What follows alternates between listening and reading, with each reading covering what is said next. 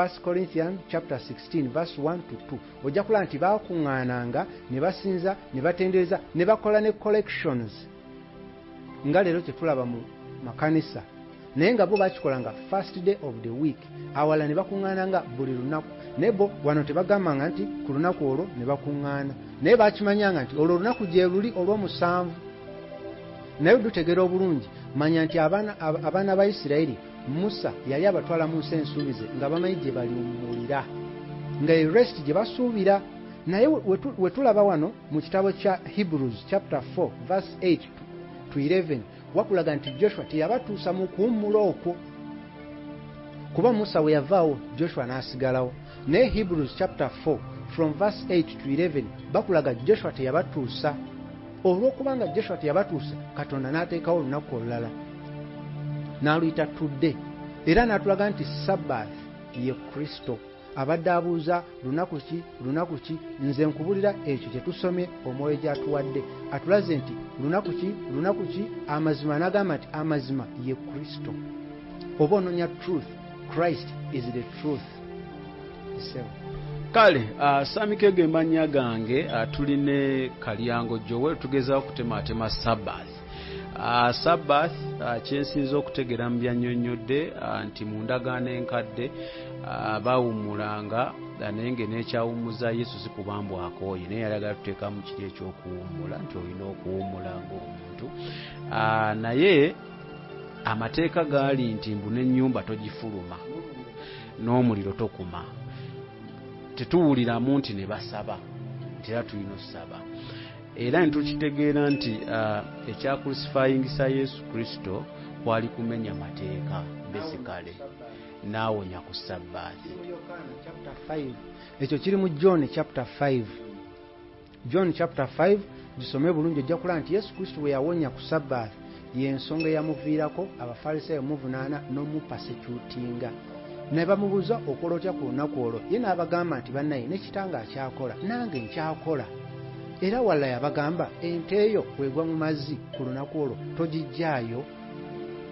ne bo baali basoma amateeka bo nga bagamba ffe tugoberera kyawandiikibwa kye bataamanya nti oyo gwe baali boogera naye ate ye yali Sabbath. tebaakitegeera butegeezi. kati tutegedde nti Sabbath si lunaku. Sabbath ye Kristo era yalagira n'agamba osobola okusinza oba okukola ki today. buli kitegeeza nti buli lunaku osobola okusinza teweetaaga kumanya nti lunaku weeruti naweeruti. era mutusomye mu ndagaano empya sijjukira exactly w'osomye naye nga walaga nti baasinzanga buli lunaku era nga bakola ebyefaananyiriza bye tukola mu kanisa olunaku olwaleero. kaakati simanyi obadde omazeeyo ndyoke ndeeta ekibuuzo kyange. ekirala kye njagala okwogerera ku Sabbath, Mukama waffe Yesu Kristo bwe yasanga omukyalo oli ku luzzi era n'amugamba nti ekiseera kigenda kutuuka tube nga tetusinziza ku Jacob Swell. lwaki yayogera ku Jacob? kubanga Jacob ekisooka ye taata ye Isirayiri. ekitegeera amangu ye Isirayiri avaamu abaana ba Isirayiri. n'agamba ekiseera kigenda kutuuka nga tetujja ku luzzi lwe kusinzizaawo. lwaki yakozesa ekigambo oluzzi? kubanga ekigambo kya Katonda ge mazzi ag'obulamu, gwe mugga ogw'obulamu. n'agamba ekiseera kigenda kutuuka nga tetukyajja ku luzzi. okitegedde olwa Jacob okusinzizaawo.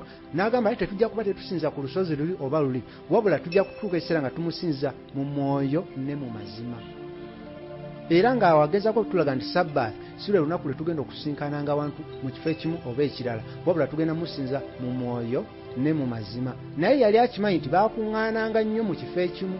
kyova yagamba tetugenda kusinziza wano oba wali oba ku lusozi luno oba luli, wabula tugenda musinza mu mwoyo ne mu mazima. era Sabbath bw'osinza Katonda ayagala omusinze ng'oli mu Kristo. kitegeeza mu Kristo w'ogenda okusinziza Katonda ng'oyise mu ye, kubanga ye yekka yali makati waffe ne Katonda. kakitegeeza ye Sabbath. oba oyagala kusinza yingira mu Kristo osinze mu mwoyo ne mu mazima, kubanga mu ye mwetuyita okutuuka Katonda. okitegedde? bwekityo bwe kiri. kati nno kootugambye kakulu kubanga ffenna tusuubira n'abali eyo abalaba sabbaati tubadde nnyo mu weeni diwe tulina okusinza kati oba otugambye nti sabbaati kitegeeza Kristo ndowooza argument eyo eba evuddewo tuba tulina kukitegeera butegeezi n'omanya nti Katonda osobola musinza buli lunaku. Ate era eyo argument trap ya Sitaani kakodyo kyovula Mukama atugamba mu kitabo kya Titus 3:9 atugaana okuwakanira ddala kwekyo ekyamateeka kubanga lyali kkubo ddene Sitaani lyaleeta okwawulayawula mu bantu ne bakola n'ebibiina ebirala. Kati mu kitabo kya Titus chapter 3:9 Katonda atugamba eyo argument temugiyingiramu kubanga ekisooka si buli omuntu agenda gitegeera kubanga ojja kwogera Kristo nga oluusi yakalokoka nga yebuza ate Kristo ate Sabbath ate Katonda yamanya nti nene ab'ensi engeri gye basinza nakyo yakimanya. Kyova olaba ayogera kuba mu kitabo kya Colossians chapter 2:23 n'ayogera ku eno Sabbath ey'ensi gye tubadde tumanyi ey'amadiini. Kyova mu kitabo kya Colossians chapter 2:23 Abakolosaayi 2:23 agamba ati agamba nti nno eno Sabbath ey'ensi ey'eddiini erabikanga kuba egamba it has an appearance of wisdom in promoting self-made religion which are of no value. Mu kulabika erabikanga ekuza kwiga self-made kwiga promoting yonga eddiini naye nga mu mwoyo teyina value. Okitegedde Abakolosaayi 2:23 kaakati ekitegeeza zino ennaku olumu ze tusinza kangendere nnyo ku Sande z'abanaddiini be baazireeta. Ennaku ezo ze tusinza olw'okuba nga tulabye abalala nga bwe bakola kati ne tutambula olw'ekyo kye tulaba so nga ye Mukama ab'ensi so nga ye Mukama atugamba mugoberere ekyo kye mukkiriza si ekyo kye mulaba. Agamba walk by faith not by sight.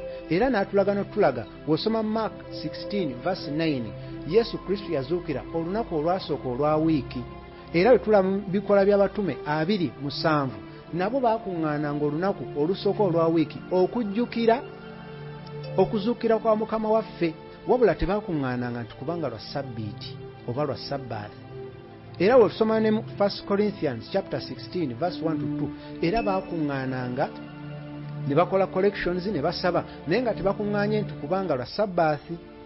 Era n'osoma ekitabo kya Acts chapter 2:46 ne 47 baakuŋŋaananga ne batendereza ne basinza ne bagabana emmere y'omwoyo era bangi ne balokokanga naye ng'ekyo bakikolanga day by day ennaku zonna nga bo bakikolanga ekyo naye nga tebajjanga olw'okuba lwa Sabbathi.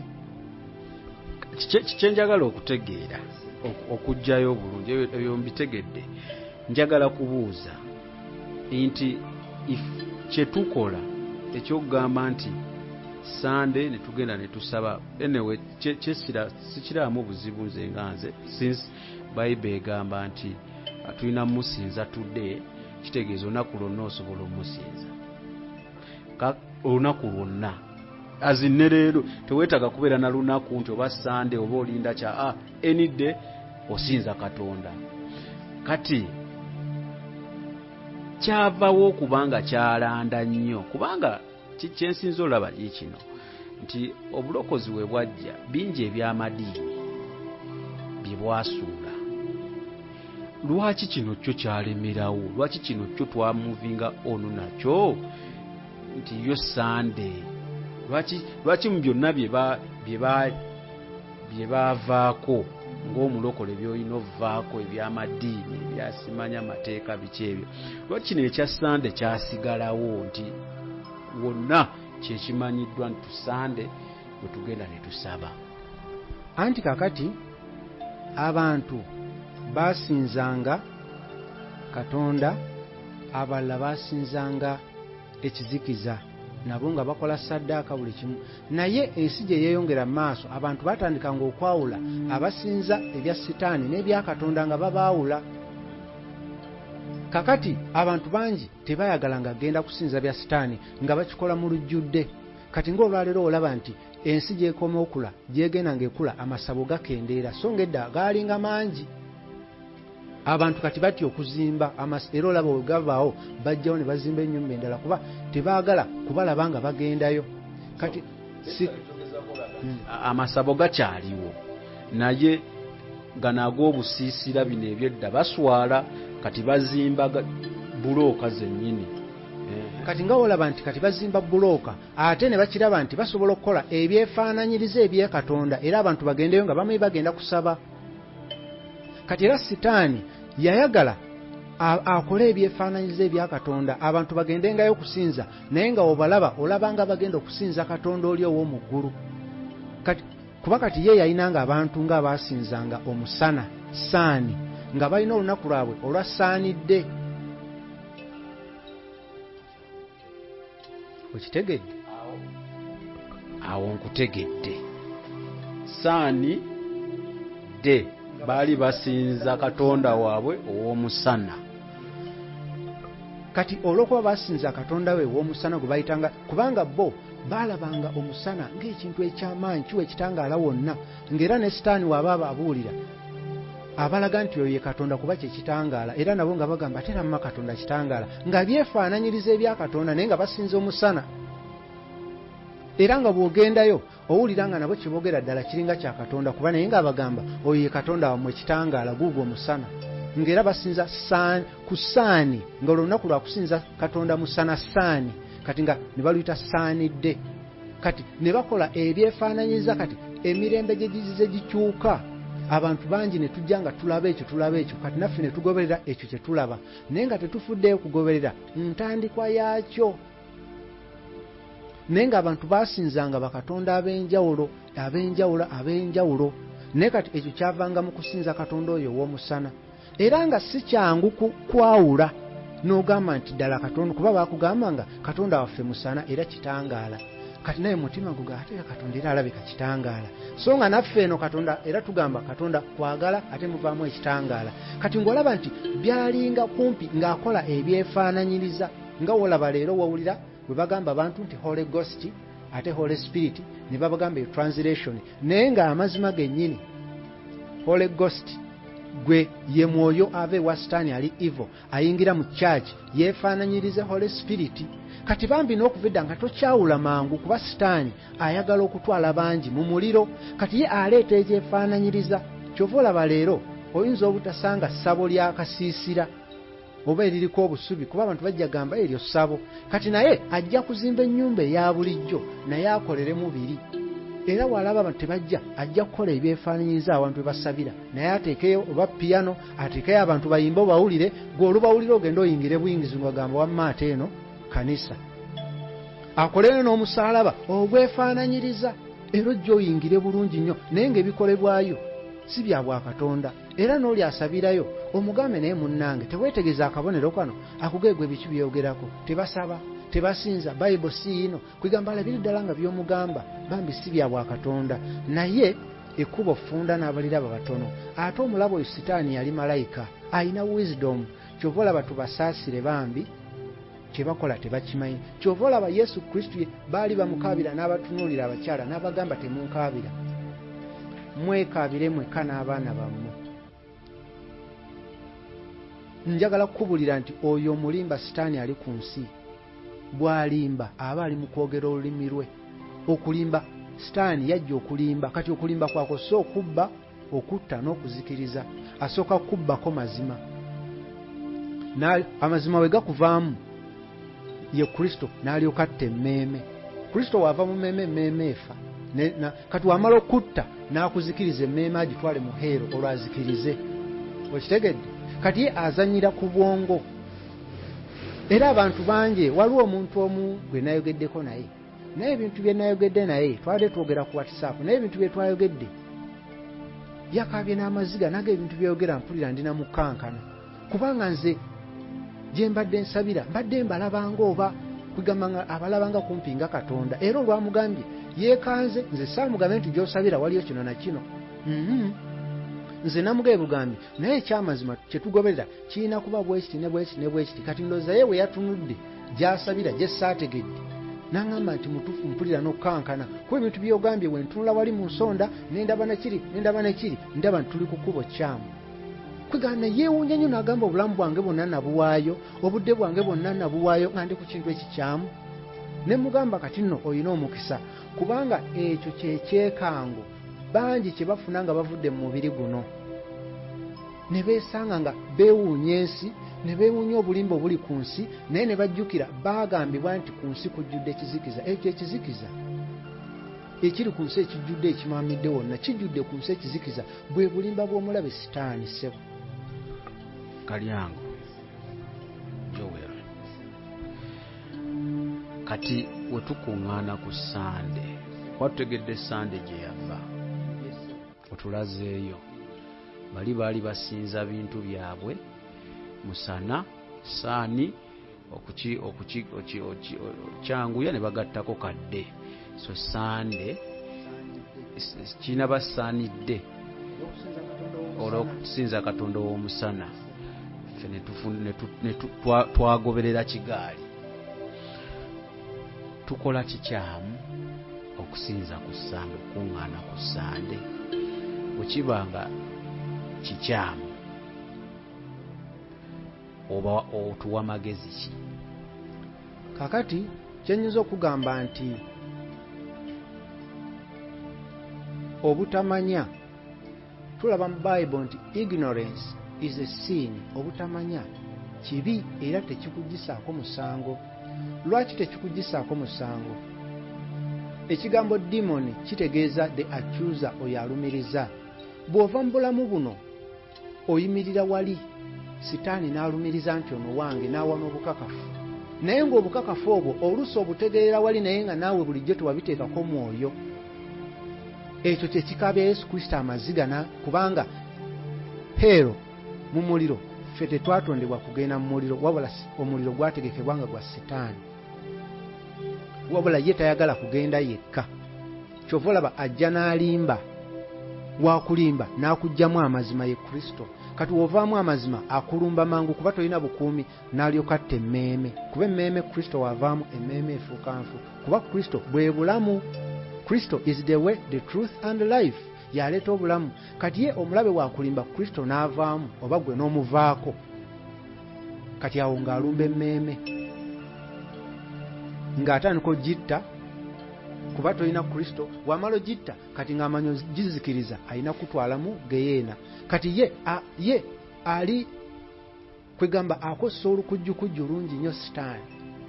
Era wawulira ebigambo nga bino, oba amamusinze bawulira ebigambo nga bino, bawulira ennaku y'amaanyi nga bagamba naye kati guno omumwa gugenda kulabula abantu bameka. Kubanga obadde okimanyi nti amazima singa gatonnya mu mutima gw'omuntu we gati, si kyangu kyagasangulamu. Mazibu nnyo ddala. Kakitegeeza gwe ku Sande tokuŋŋaana. Okuŋŋaana Katonda takugaana. Ne bwe twogerera wano tukuŋŋaanye n'abo abalabi era bawuliriza ekigambo kya Katonda, era Mukama ali wamu naffe.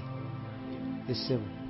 So kitegeeza okuŋŋaana ku Sande tebalina buzibu, basi osobola okuŋŋaana. Because kyenjagala okujjayo nti yes, tusomeseddwa, tutegedde Sabbath kyeki, tutegedde tulina kusaba ddi, which is olunaku lwonna osobola osaba. Kati kyembuuza era kyenjagala omanya nti okukuŋŋaana ku Sande because of the origin yakyo ekyo okukuŋŋaana ku Sande ekyokusinza omusana and all that. We tukuŋŋaana ku Sande kikyamu kibi oba it is okay as long as tusinza Mukama Katonda? Kakati okusaba Katonda ayagala tukuume olunaku olwa Sabbaathi era yakitulagira, naye tulabye nti Sabbaathi ye Kristo. Kati Katonda ayagala tukuŋŋaane mu Kristo tulyoke tumusabe. Kyenyinza okugamba kati wano tukuŋŋaanye n'abo abawuliza tukuŋŋaanidde mu Kristo, kubanga ye Sabbaathi era tugabana, era nga Kristo ye musumba. Kyova olaba mu kitabo kya okubikkulirwa Revelation tulaba nti Kristo bamuyita Amen, bamuyita the Amen. Kati we tugabana ekigambo kino ne tusaba n'ogamba nti Amen, oba oli mugamba nti weewaawo yoyo Amen yayogera naffe ate nga ye Kristo. lwakuba ffe tukyogera bogezi nti amen naye amen ye Kristo. Kati bwe tugamba nti amen munda mu ffe tuba tugamba tukkiriza weewaawo yoyo yennyini yayogedde naffe amen nga Kristo. So kati tukuŋŋaana mu Kristo, siyinza kugaa nti tukuŋŋaana olunaku bwe luti, wabula tukuŋŋaane mu Kristo tumusabe. Wonna we tuba tukuŋŋaane naye nga tuli mu Kristo. So as long as tukuŋŋaana mu Kristo any day is okay. Tukitegedde ekyo. Kakati tumalirize ne kino okijjewo. Waliwo eyagambye nti senga gyensabira okay abansabisa baki tebali mu layini ntuufu nga twayogerako luli okusinziira ku bubonero and all that, naye nga nze ng'omuntu nga wokyogedde ndi mu Kristo era nsaba gwe nsaba mmumanyi. Does this affect me gyenkuŋŋaanira oba it is okay? Nsobola okugendayo ne nsaba as long as ndi mu Kristo, bano abasigadde benkuŋŋaanira nabo tebalina nnyo makulu.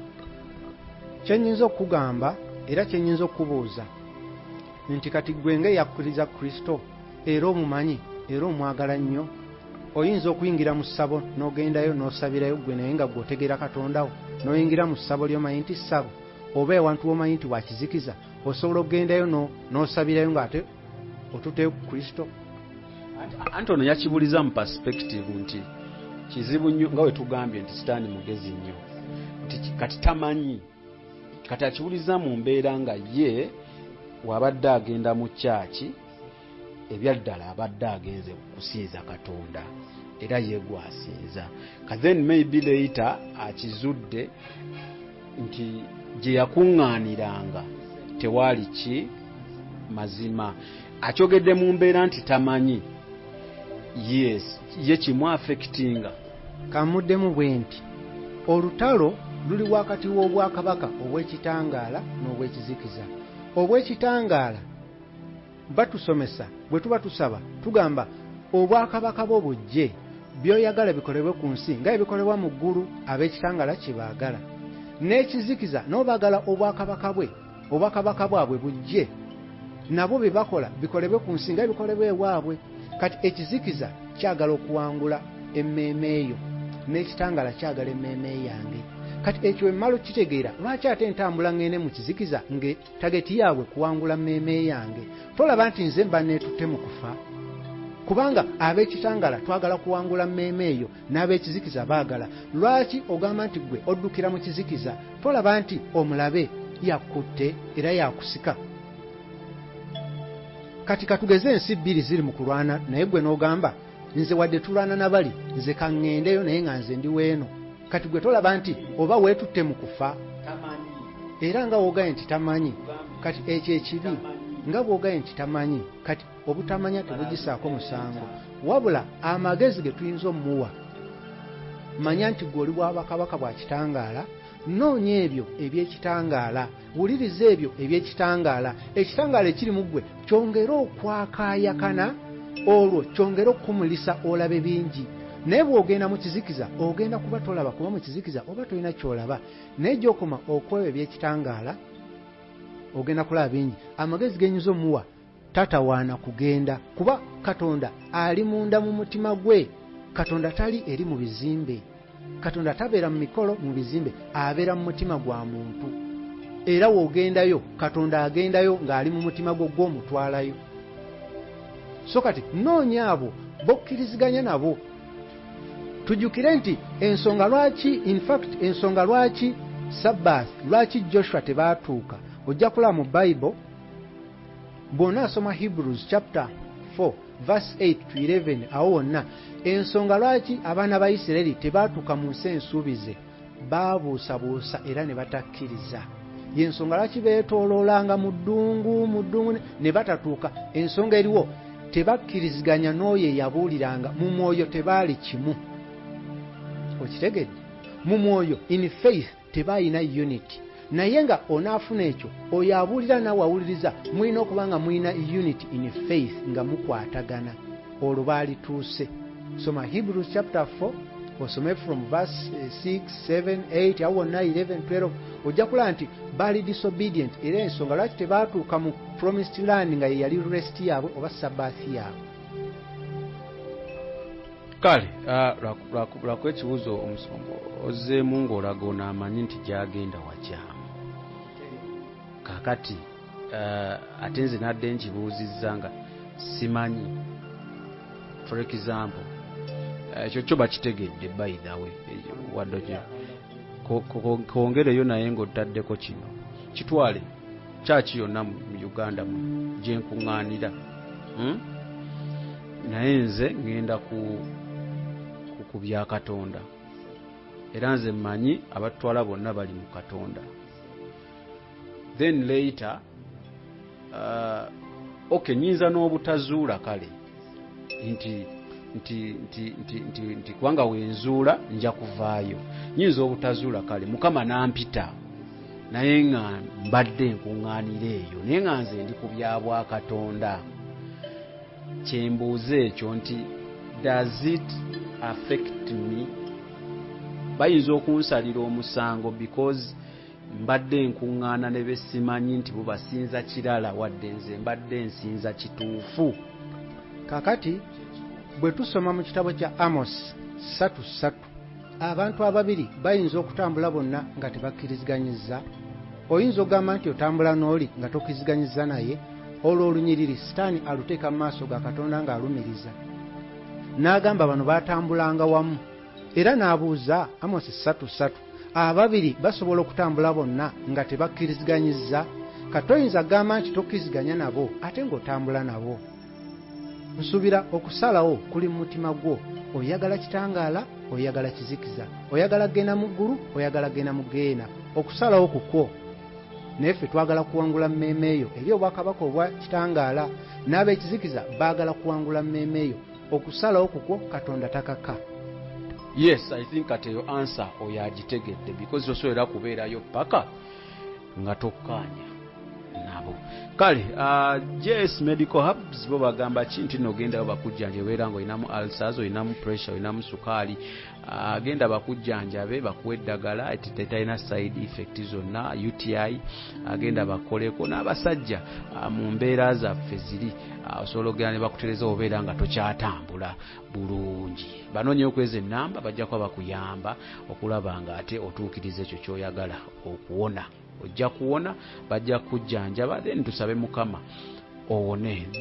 Deny events oba akutimba abanoonyeeko babeere nga ate bakutimbira omukolo gwo bulungi gonna gw'olina, baby shower, pulira bagamba mbaga, bagamba ki byonna byoyagala okuteeka obagabaga obwo obwekwesanyusaamu, mumalako omwaka. Simaba n'okumalako omwaka okusanyuka kibi nja kubuuza amalako omwaka osobola omuyita n'atimba ekifo nekiba nga tekifaana bulungi. Ne Kalyango Joel tuba tunyula Sabbath. Kyensinza otegeera mu gundi eno nti Sabbath it is not a day, si lunaku gwe tubadde tugira bwate Sabbath eno ye Sabbath, eno ye Saturday Sabbath, Sunday Sabbath. Sabbath ye Katonda mulina kuŋŋaanira mu Yesu Kristo. When New Testament agamba today means any day as long as mukuŋŋaanidde mu Yesu Kristo. Ntumirako bonna abatulaba abasinziira ebweru w'eggwanga mwenna nga mutulaba, mbeebaza okuba nga musharinga message zino. Alina eyatukubirako emabegako awo n'atwebaza n'atugamba tubeerayo eno nga tubalaba mwenna tubeeyanza. Naddala gwe ateekayo initiative okulaba nga message zino zitambula ne zituuka ku bantu ab'enjawulo. Nakugamba nti bendeeta ku channel eno si batuukirivu, naye bagezaako kubuulira Mukama byaba atadde ku mutima gwabwe. Era bendeeta ku channel eno ne message zaabwe ze bawa tekikukakatako kukola bye bagambye nti obakolawo oti nedda, tetukukaka. Wuliriza otegeere. Olaba nga aliko ku luno byayogera tobitegeera, muleke genda olabe abalala. Maybe message gy'ayina leero si yiyo, waliwo omulala Katonda gwaba agireetedde. Beebaza okubeera nga ate mutugayidinga ne mukomentinga mutategedde kituyamba okulaba nga litubikaminga better channel. Nze ne ttiimu yange ffenna tusiima kati ebigambo ebisembayo ndowooza na biki byoyagala okwongerako mu kye tuyigiriza olunaku lwaleero tube nga ate tusiibula abantu baffe. So bantu ba Katonda abalungi, kyenjagala okwogerako leero tutegeere, njagala tutegeere nti Mukama tayagala twenyigire mu kukaayana naddala ku Sabbath, kubanga okuva mu ndagaano enkadde okukaayana okwo kwaleeta enjawukana nnyingi. Kyobula mu kitabo kya Titus chapter 3 verse 9 Mukama atugamba tetwenyigira mu nkaayana ez'amateeka n'olunaku olwa Sabbath. Tozeenyigiramu. Ako trap ya mulabe, katego ka mulabe akuwambe akozesa ensobi mwenna, kubanga okuwakana tewali agenda kusinga. Kuba mu kuwakana omwoyo omubi aba yeetooloddaawo. Okitegeka tetulina kuwakana mbona asinge, era ekigambo kya Katonda tulina kikkiriza na kibala kya mwoyo eky'obukakkamu eky'obuwombeefu, ate era tulina kigabana na kirabo n'ekyo ekirabo kye kimu eky'omwoyo, fruit ekibala. So tuleme kwenyigira mu kaayana kwonna kwonna, kuba kaayana si kulungi, Katonda takwagala. Mukitegedde?